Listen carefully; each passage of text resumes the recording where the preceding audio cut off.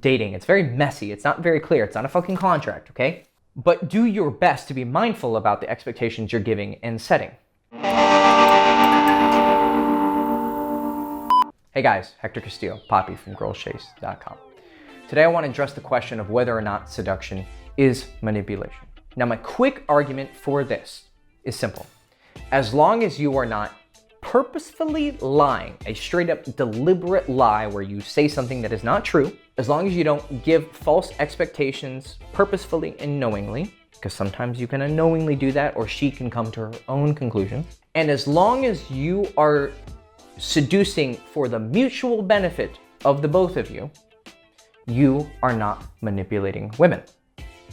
So let's go over those points. Firstly, you are not purposefully lying and deceiving, meaning you are presenting an idea or a truth about yourself that is not true, okay? That seems very simple. You are not saying something that is not actually the way it is. Are there times, however, when you are presenting a better version of yourself, right? If you were to go on a job interview or you first meet someone, right? You're gonna put on your best self, okay? You're gonna be polite, you're gonna be cool, you're gonna be calm. It's not like you're gonna come out with some resume of here's all my personality traits, here's everything about me, and guys, have some common sense. That's just not how human communication works, okay? You don't come up with a CV on your face. You will be presenting the best parts of yourself. You're gonna be presenting your charming side. You're gonna do your best. You're gonna dress your best. You're gonna try and smell your best. You're gonna take a fucking shower, right? You're trying to be seductive and romantic. That isn't lying. That's presenting your best self. That is marketing. Down the road, is she gonna learn more about you and the depth of your being is going to be unfolded through conversation and sex and while you're dating and all of your experiences together? Yes, but people aren't resumes. They have depth to them. They have paradoxes, they have contradictions, they have quirks. There are things about us that aren't always readily available. When you see me on this YouTube video or on this channel, right, you are seeing a certain side of me. I try to be as authentic as I can and show you my full range of personality, sometimes serious, sometimes playful, sometimes I'm fucking idiot, sometimes I'm very thoughtful and considerate and compassionate. I have a lot of different personality traits. But when you are dating someone, when you are showing yourself, you are gonna do it in the best way that you can. That's not lying, that's marketing, okay? Now, some people would say, well, marketing is deceptive.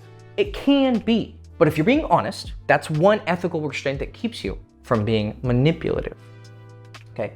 Second, false expectations. As long as you are not purposefully either implying or explicitly giving false expectations, right? Because sometimes you can do it through hints, you can do it like, I keep telling the girl, she's so special and she's so different, and I have it with this expressions that somehow like she's this goddess that I've never met before. And because I've heard women tell me about this, they come to me and say, well, you were really honest with me. You were cool and nice, but you were very honest about wanting sex. And then this guy was telling me how I was special and I was different. And then once we had sex, he was gone.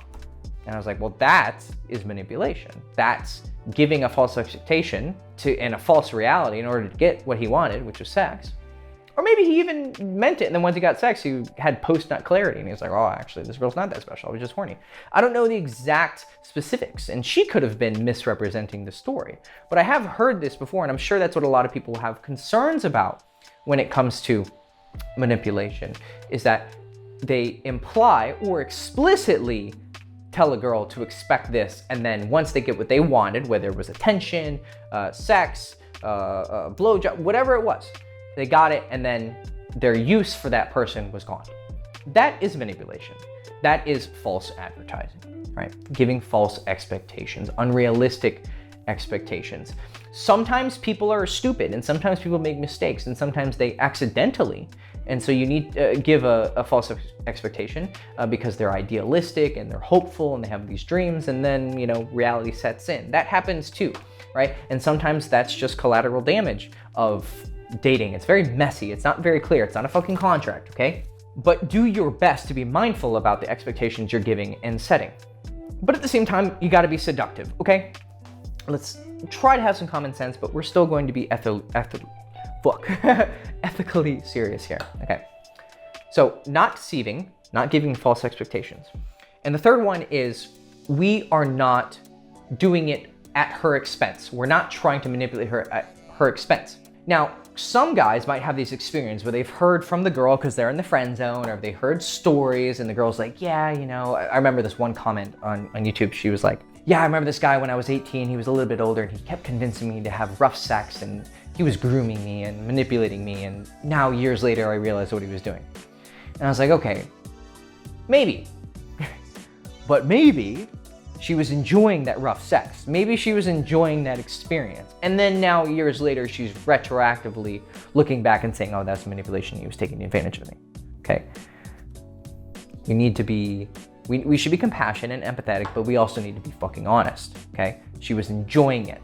And that's what my central point is. If a woman is going home with a guy, if she's having sex with a guy, you may from the outside see it as he's taking advantage of manipulation.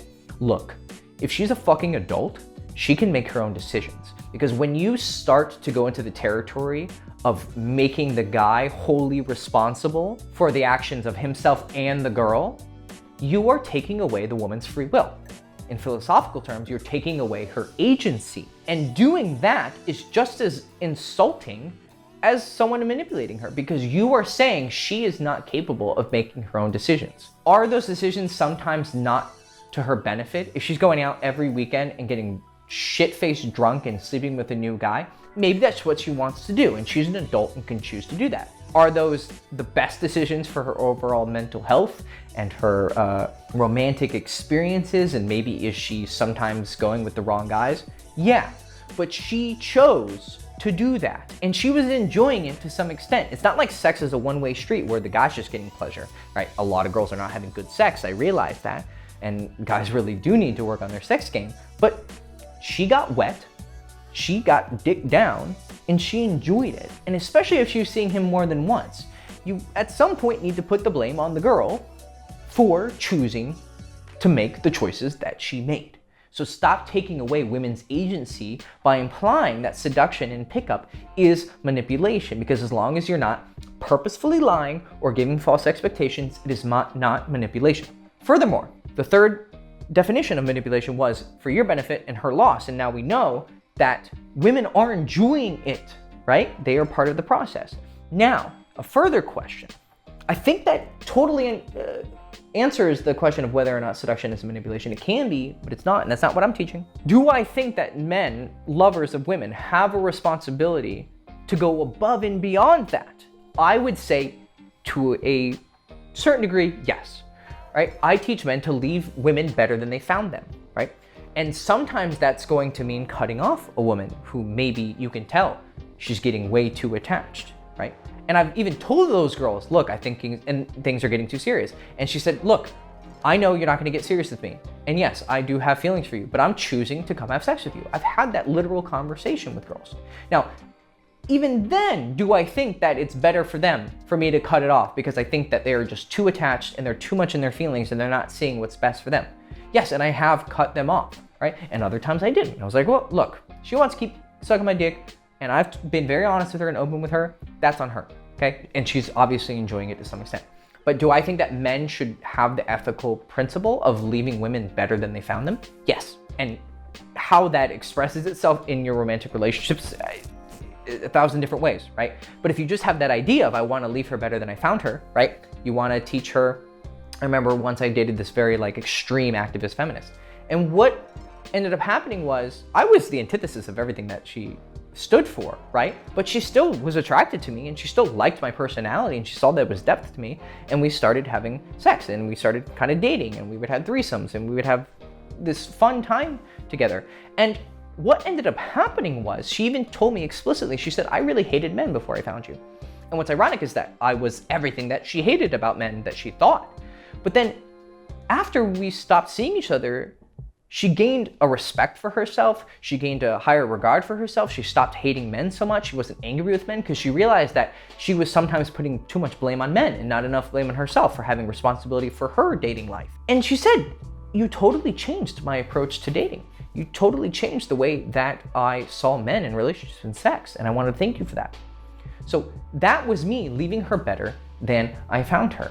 Is that sometimes going to require you to be the adult and she's maybe not being an adult about this shit and you need to make the decision that's best for both of you? Maybe, but that's going above and beyond, which I think is important, right? But I think we've very clearly distinguished between manipulation and just seduction. We're not taking advantage of women. We are not, let me get this really out of the way.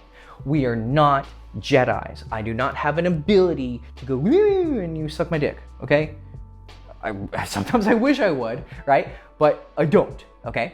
Are there times where a girl can be really into me and I can play with it? Yes, but there's a mutual benefit for both of us, right? Is there a time when she's the last one to text me and I choose not to text back because I want her to be the last one to text me?